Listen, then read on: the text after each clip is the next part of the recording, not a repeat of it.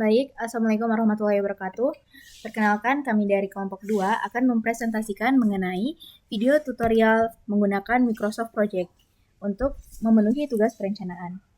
Yang pertama, perkenalkan kami dari kelompok 2 terdiri dari yang pertama, Fariza Ramlan dengan stambuk F1123074, saya sendiri Andi Aulia Batari dengan stambuk F1123059, dengan yang terakhir Nabila Islamia Pasha dengan stambuk F1123077. Selanjutnya, perkenalan mengenai apa sih Microsoft Project itu.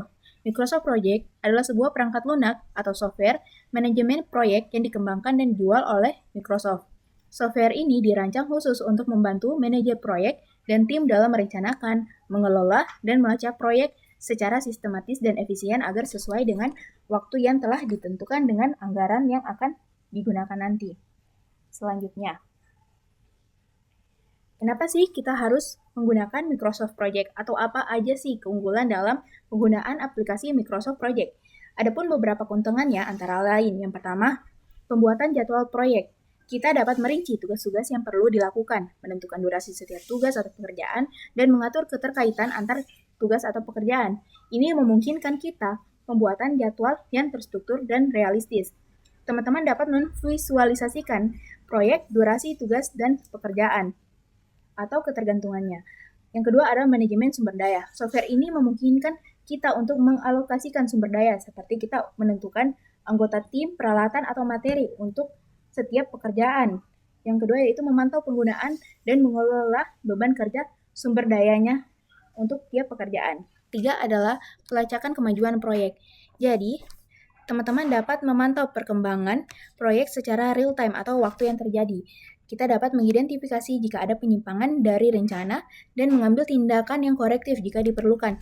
Fitur laporan yang dapat disesuaikan juga tersedia dalam aplikasi Microsoft Project. Yang keempat adalah manajemen anggaran.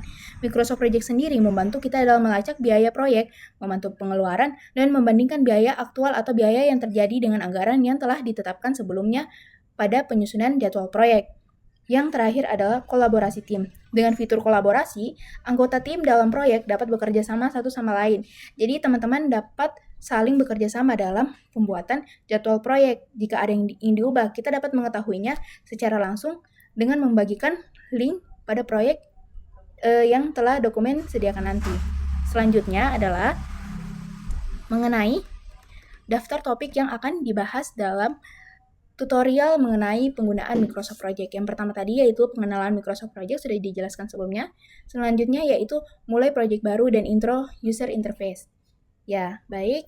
Untuk tahapannya yaitu adalah selanjutnya kita membuka aplikasi Microsoft Project. Nah, teman-teman bisa lihat di sini ada menu.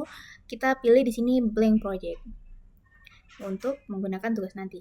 Nah, untuk di sini dia itu memiliki beberapa fitur-fitur. Yang pertama itu adalah timeline-nya. Jadi di Microsoft Project ini ada timeline-nya teman-teman. Dari kapan kita mulai dan kapan nanti pekerjaan itu berakhir. Nah, di sini ada untuk kita menempatkan pekerjaan-pekerjaan nanti dan durasi-durasinya, kapan dimulai dan kapan diakhiri. Nanti akan dijelaskan oleh teman saya. Di sini juga ada barnya atau tempat nanti di mana diagram ini akan terbentuk teman-teman. Nanti setelah kita masukkan durasinya, start untuk memulai dan terakhirnya nanti akan terbentuk diagramnya di sini. Selanjutnya yaitu di sini kan sudah ada diperlihatkan timelinenya. Nah, untuk di barnya sendiri ini ada pilihan file, task, resource, report, project, view-nya, dan help atau pengaturan atau untuk jika ada terjadi sesuatu kesalahan. Nah, untuk yang tahap ketiga yaitu tahap ketiga adalah setting project.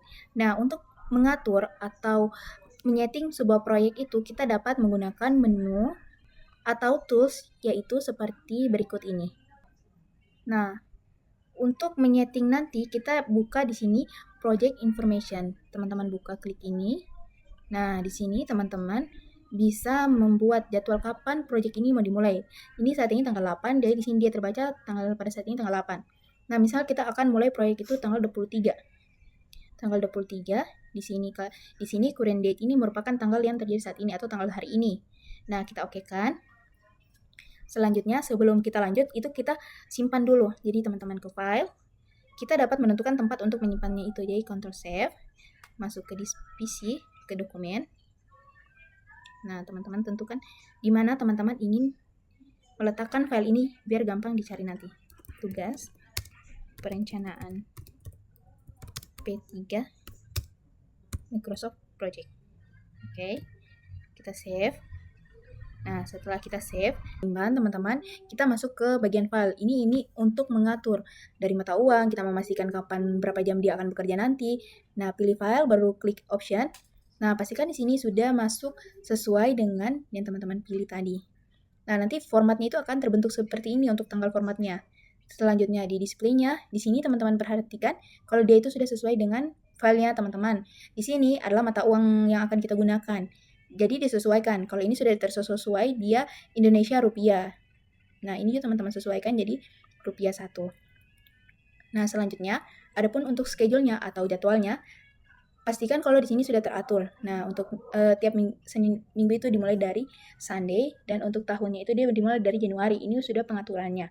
Nah, untuk jadwal pekerjaan, untuk pekerja memulai pekerjaan nanti, itu bisa teman-teman atur.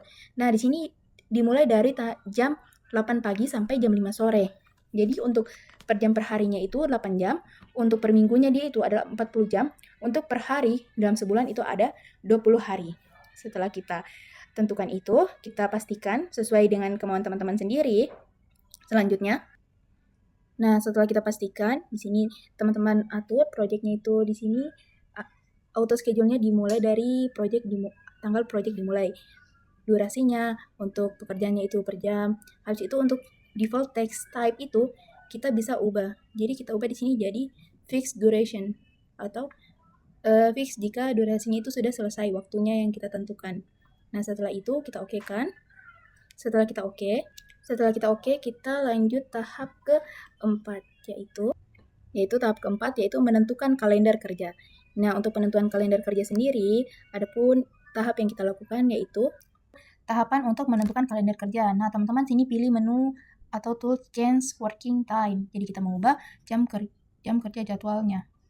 Nah, di sininya itu pasti biasanya di sini standar. Jadi kita buat kalender terbaru untuk menentukan jadwal kapan kita akan libur nanti atau cuti bersama dari ketentuan tempat pekerjaan nanti atau sebuah perusahaannya. Nah, kita berikan nama kalender P3 perencanaan Microsoft Project. Pastikan di sini make a copy of standard, kita okekan.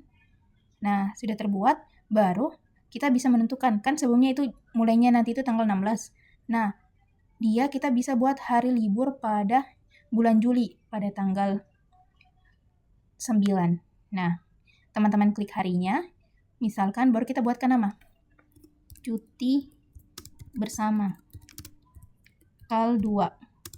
kalender Juli 1. Nah, kita okekan, baru kita klik sini start. Jadi dia akan terbaca kalau pada tanggal 9 Juli nanti tidak akan ada hari kerjanya. Nah, kita okekan. Setelah kita oke, kita ubah kalender itu di dalam project information ini, teman-teman.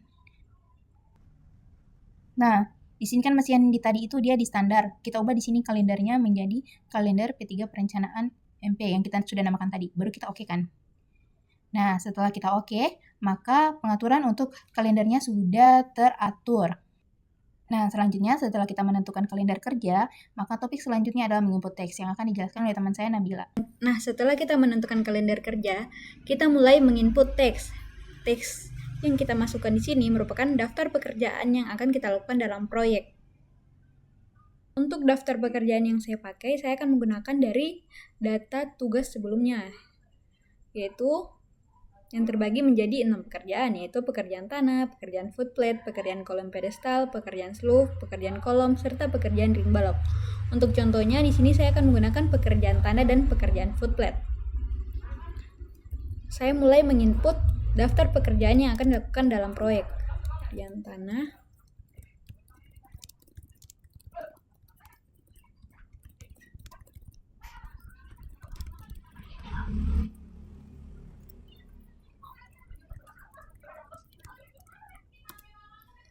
nah, setelah kita memasukkan daftar nama pekerjaannya, ada yang kita sebut dengan hierarki, yang dimana Dari pekerjaan galian tanah pondasi sampai urgan kembali merupakan bagian dari pekerjaan tanah.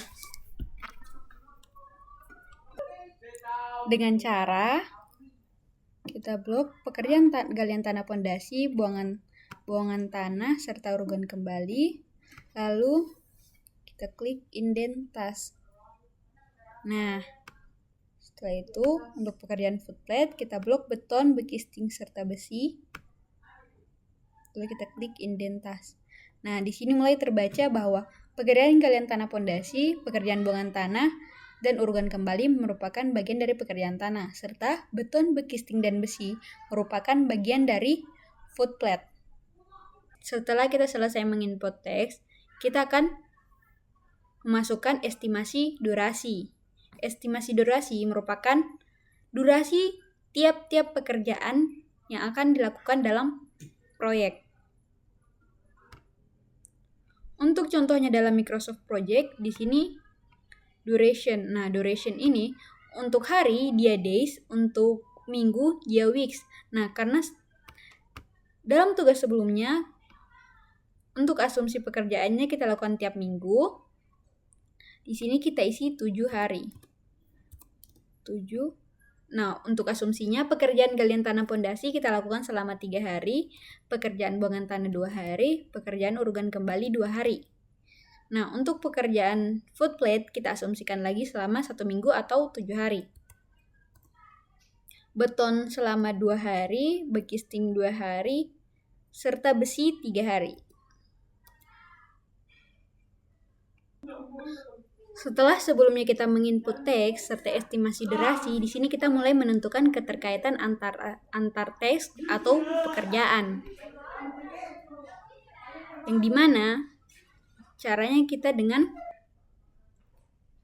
cara mengisi ID task di kolom predecessors. ID task yang kita maksud itu yang ini. Nah, untuk kolom predecessornya yang ini. Di sini sudah mulai terbentuk bahwa tiap pekerjaan dimulai dari tanggal 23. Sementara dalam aktivitas proyek antar task itu saling berhubungan. Nah, contohnya di sini sebelum pekerjaan buangan tanah dimulai, pekerjaan galian tanah pondasi harus selesai. Caranya di sini di kolom predecessor kita masukkan buangan tanah. Sebelum pekerjaan buangan tanah dimulai, pekerjaan galian tanah pondasi harus selesai. Kita isi dengan kita klik 2 pekerjaan galian tanah pondasi, kita masukkan. Nah, setelah kita masukkan, kita lanjut lagi ke urgan kembali. Pekerjaan urgan kembali bisa dilakukan setelah pekerjaan buangan tanah selesai. Nah, kita klik pekerjaan buangan tanah, masukkan. Nah, setelah kita masukkan predecessor-nya, di sini mulai terbentuk bahwa setiap task saling berhubungan. Yang pertama dilakukan adalah pekerjaan galian tanah pondasi. Nah, setelah pekerjaan galian tanah pondasi selesai, maka mulai dikerjakan lagi pekerjaan buangan tanah. Setelah pekerjaan buangan tanah, mulai dikerjakan lagi urgan kembali. Nah, untuk waktu berakhirnya juga, awal pekerjaan dimulai pada tanggal 23 bulan 6 2025. Tanggal berakhirnya yaitu tanggal 1 bulan 7 2025.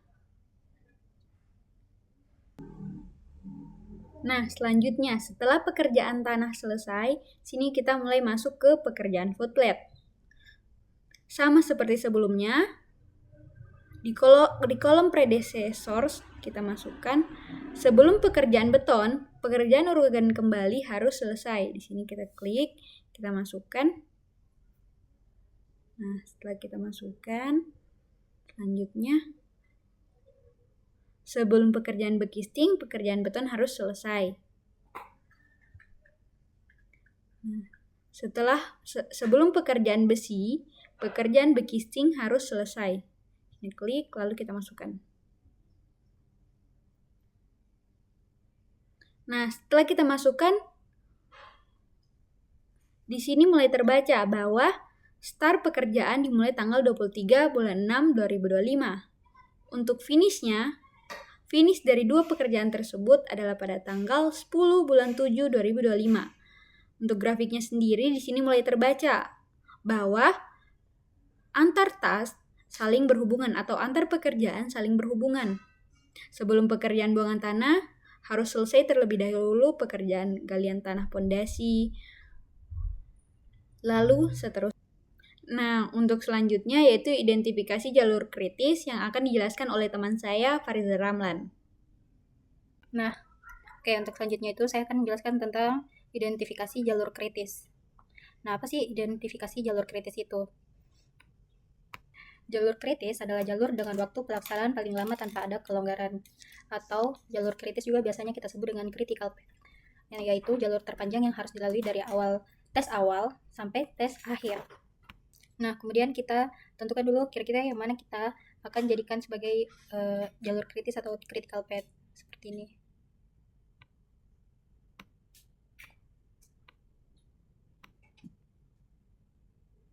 Ini adalah pekerjaan-pekerjaan yang akan kita jadikan sebagai critical path. Nah, kemudian untuk menandainya kita ke format. Habis itu kita ke text style yang ada di pinggir. Nah, kemudian yang kita ubah ini item to change. Kita ubah jadi critical text. Nah, habis itu kita ubah color atau warnanya. Kita ubah, misalkan kita kasih jadi warna merah saja. Nah, kemudian habis itu kita oke-kan. Nah, ini adalah pekerjaan-pekerjaan yang sudah masuk ke dalam identifikasi jalur kritis. Nah, kemudian kita akan buat di diagram juga.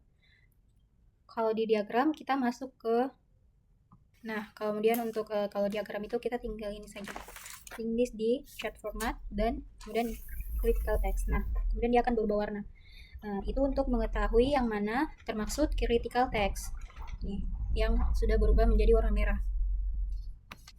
Kalau untuk di diagram itu untuk melihat jalur terpanjang critical text.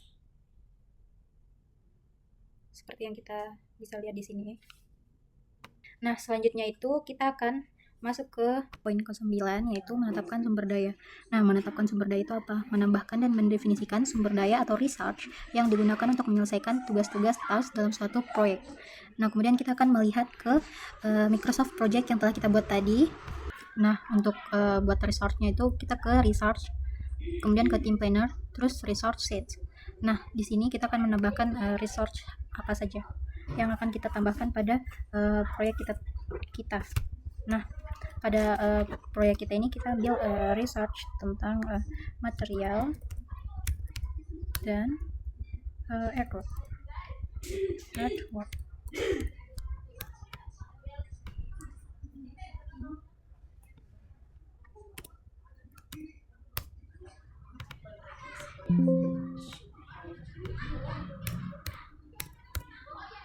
Nah, setelah itu kita akan merubah standar rate-nya. Standar rate-nya itu kita ubah dia menjadi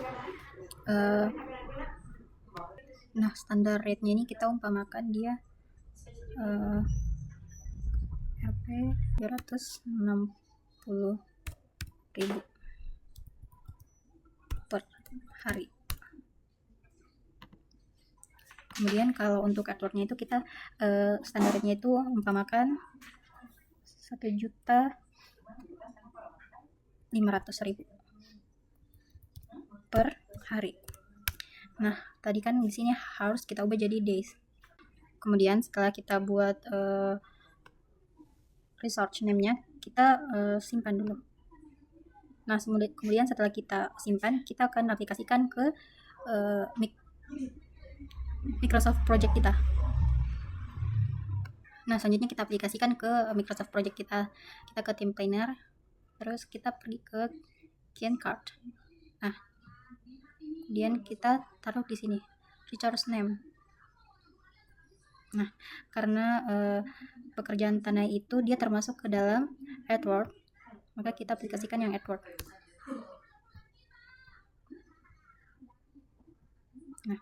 kemudian kita salin ke bawah, karena 3 pekerjaan ini termaksud dalam research at work. Kemudian karena ini dia pekerjaan floodplain, kita aplikasikan yang research material. Nah, setelah research terbuat, kita akan ke step selanjutnya.